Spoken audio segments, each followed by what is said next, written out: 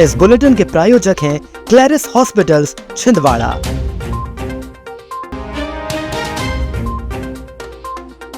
भारी जल संकट की चपेट में छिंदवाड़ा जलापूर्ति व्यवस्था पर मंडराया सबसे बड़ा खतरा। एक साल में ढही 1 करोड़ 10 लाख की रिटेनिंग वॉल निर्माण गुणवत्ता पर सवाल। आबकारी पुलिस की संयुक्त कार्रवाई, 5 प्रकरण दर्ज। एनसीसी कैडेट्स का चयन, 21 छात्र छात्राएं हुए चयनित।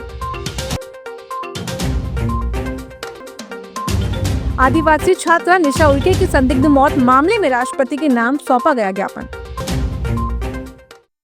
जिले का मुख्यालय अब एक विशाल जल संकट की चपेट में आता दिखाई दे रहा है। शहर की जीवन रेखा मानी जाने वाली कन्हर गांव और माचागोरा जलापूर्ति परियोजनाओं में जल स्तर खतरनाक स्तर तक गिर चुका है। हालात इतने गंभीर हो गए हैं कि दोनों स्थानों के इंटेक वेल के नीचे पानी पहुंच गया है, जिससे मौजूदा पंपों के जरिए पानी उठाना मुश्किल हो गया है। यदि जल्द वैकल्पिक व्यवस्था नहीं की गई तो शहर की जलापूर्ति व्यवस्था चरमरा सकती है और हजारों परिवारों को पानी के लिए जूझना पड़ सकता है। जानकारी के अनुसार जल स्तर में लगातार गिरावट के बावजूद नगर निगम के जिम्मेदार अधिकारी समय रहते कोई प्रभावी योजना तैयार नहीं कर सके। गर्मी के मौसम और जल स्रोतों में घटते जल स्तर के संकेत कई दिनों से मिल रहे थे, लेकिन व्यवस्थाओं को दुरुस्त करने के बजाय प्रशासन हालात बिगड़ने का इंतजार करता रहा। अब जब संकट विकराल रूप ले चुका है, तब आनन फानन में वैकल्पिक इंतजामों पर चर्चा शुरू हुई। अब सवाल ये उठ रहा है कि अब जब जल संकट की आशंका पहले से ही थी, तो जल शाखा और निगम प्रशासन ने अतिरिक्त पंपिंग व्यवस्था, अस्थायी तकनीकी समाधान या अन्य वैकल्पिक मार्ग क्यों नहीं ढूंढा। पांडुना के चंद्रभागा नदी पर मेघनाथ वार्ड और संत रविदास वार्ड क्षेत्र में लगभग 1 करोड़ 10 लाख रुपए की लागत से निर्मित रिटेनिंग वॉल 1 वर्ष के भीतर ही क्षतिग्रस्त होकर ढह गई। नदी कटाव रोकने के उद्देश्य से बनाई गई इस दीवार के गिरने के बाद अब निर्माण कार्य की गुणवत्ता पर सवाल उठने लगे हैं। स्थानीय नागरिकों का आरोप है कि निर्माण के दौरान की गई शिकायतों को नजरअंदाज किया गया। वहीं वार्डवासियों ने निर्माण सामग्री गुणवत्ता परीक्षण और भुगतान प्रक्रिया की उच्च स्तरीय जांच कर दोषियों पर कार्रवाई की मांग की है। नगर निगम ने शनिवार को आयोजित समय सीमा बैठक में आयुक्त सीपी राय ने प्रधानमंत्री श्रम योगी मानधन योजना के तहत अधिक से अधिक पात्र श्रमिकों के पंजीयन कराने के निर्देश दिए। उन्होंने बताया कि 18 से 40 वर्ष आयु के श्रमिकों को योजना से जोड़कर 60 वर्ष की आयु के बाद प्रतिमाह 3,000 रुपए पेंशन का लाभ दिलाया जा सकता है। बैठक में नालियों की सफाई, मलेरिया रोकथाम, जल गंगा संवर्धन अभियान, पॉलिथीन मुक्त शहर, जल प्रदाय व्यवस्था और मुख्यमंत्री हेल्पलाइन की शिकायतों के त्वरित निराकरण की भी समीक्षा की गई। कलेक्टर हरेंद्र नारायण के निर्देश पर आबकारी एवं पुलिस विभाग ने चांद क्षेत्र के ग्राम जैतपुर, बीजेपानी और कोटरबर्री में संयुक्त दबिश कार्रवाई की। कार्रवाई के दौरान मध्य प्रदेश आबकारी अधिनियम की धारा 34(1) के तहत 5 प्रकरण दर्ज किए गए। टीम ने 23 बल्क लीटर हाथ भट्टी मदिरा और 1110 किलोग्राम महुआ लाहन बरामद किया। कार्रवाई में आबकारी एवं पुलिस विभाग के अधिकारियों और कर्मचारियों ने संयुक्त रूप से हिस्सा लिया। किसान कल्याण वर्ष के तहत चौरई में आयोजित प्राकृतिक खेती कार्यशाला में सांसद बंटी विवेक साहू ने किसानों को प्राकृतिक खेती अपनाने के लिए प्रेरित किया। उन्होंने कहा कि प्राकृतिक खेती कम लागत में स्वास्थ्यवर्धक उत्पादन का प्रभावी माध्यम है, जिससे भूमि की उर्वरता बनी रहती है और किसानों की आय बढ़ाने में मदद मिलती है। सांसद ने बताया कि जिले में करीब 5,000 एकड़ भूमि पर प्राकृतिक खेती की जा रही है, जो सकारात्मक बदलाव का संकेत है। उन्होंने किसानों से कार्यशाला में मिली जानकारी को अन्य किसानों तक पहुंचाने की अपील की। कार्यक्रम में पूर्व विधायक रमेश दुबे, भाजपा जिलाध्यक्ष शेषराव यादव, किसान मोर्चा जिलाध्यक्ष शैलेंद्र रघुवंशी सहित अन्य जनप्रतिनिधि उपस्थित रहे। 24 MP बटालियन एनसीसी के मार्गदर्शन में निर्मल पब्लिक स्कूल में वर्ष 2026-27 के लिए नए एनसीसी कैडेट्स का एनरोलमेंट किया गया। चयन प्रक्रिया में करीब 100 से 120 छात्र छात्राओं ने भाग लिया। इस दौरान दौड़, pushup, chinup, situp, height, weight और मेडिकल व आई चेकअप सहित विभिन्न परीक्षण आयोजन किए गए। सभी चरणों में सफल रहने वाले 21 छात्र छात्राओं को एनसीसी के लिए चयन किया गया।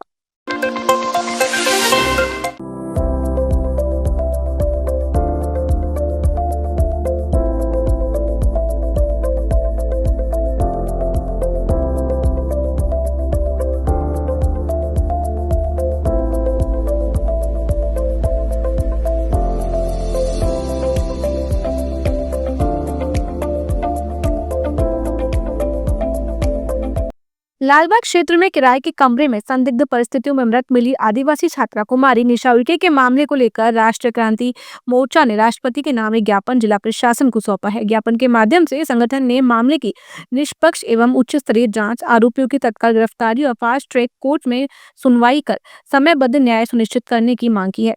संगठन के संस्थापक देव रावण भलाबी के नेतृत्व में सौंपे गए ज्ञापन में कहा गया कि छात्रा की संदिग्ध मौत ने न केवल आदिवासी समाज बल्कि पूरे जिले में भय, आक्रोश और असुरक्षा का माहौल पैदा कर दिया है। संगठन ने इस घटना को समाज को झकझोर देने वाली बताते हुए दोषियों के खिलाफ कड़ी कार्रवाई की मांग की है।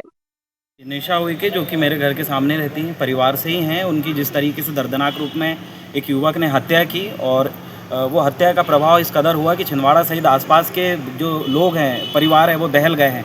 तो हमने आज यहाँ महोदय से मिले, थाना प्रभारी महोदय से और जिला कलेक्टर और पुलिस अधीक्षक महोदय के नाम आवेदन दिए और इसमें स्पष्ट मांग की है कि मामले की सुनवाई फास्ट ट्रैक कोर्ट में हो और सेकंड जो रूम संचालक है उनके ऊपर विधि सम्मत कार्रवाई हो या सह आरोपी उनको इसमें बनाया जाए।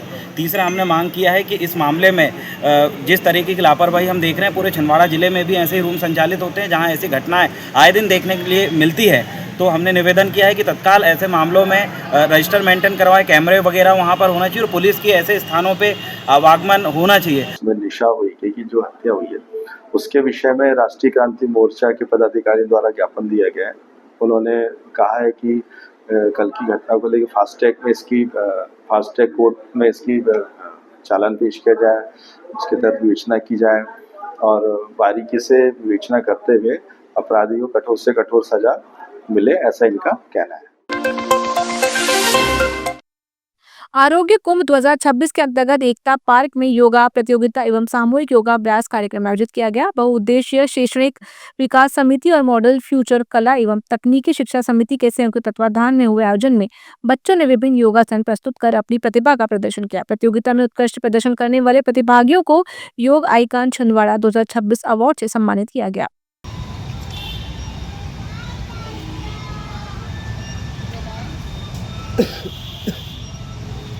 नज़दीकी स्थान पर जहाँ भी योग शिविर होगा वहाँ पर पहुँचकर रात 6 बजे योग की क्रियाओं में भाग लेंगे।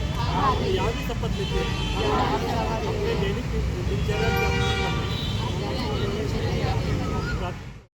आज एकता पार्क में बहुउद्देशीय शैक्षणिक विकास समिति और मॉडल फ्यूचर कला एवं तकनीकी शिक्षा समिति के माध्यम से आरोग्य कुंभ 2026 का आयोजन किया गया, जिसमें जो बच्चे 6 साल से 18 साल के बच्चों को तड़ासन, वृक्षासन और ध्यान मुद्रा पर कंपटीशन रखा गया, जिसमें योग आइकॉन अवार्ड दिया गया बच्चों को।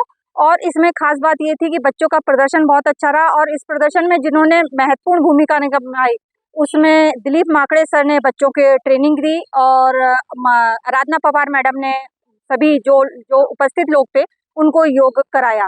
बौद्धिक शैक्षणिक विकास समिति और मॉडल फ्यूचर कला एवं संस्कृति तकनीकी शिक्षा समिति के माध्यम से शहर के सभी प्रबुद्धजन यहाँ उपस्थित हुए।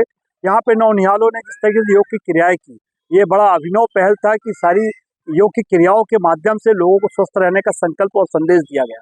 हम सब जानते हैं कि योग सबके लिए जरूरी है और इस बार की जो थीम है 2026 की, वो स्वस्थ युवा स्वस्थ योग के लिए सभी स्वस्थ रहे, निरोग रहे, ये हमारी थीम है। तो हम उसी स्वस्थ रहेंगे तो स्वच्छता अपनाएंगे तो स्वस्थ रहेंगे, तो हमें स्वच्छता भी अपनाना है। तो आज हम यहाँ संकल्पित हैं सभी लोग कि हमारे शहर को स्वच्छ रखें। गोरी समाज द्वारा निर्मित एवं नवजीर्णोद्धारित श्री युगबोध शिरोमणि भगवान श्री राधा कृष्ण मंदिर में 22 से 24 जून तक भव्य प्राण प्रतिष्ठा महोत्सव आयोजित किया जाएगा।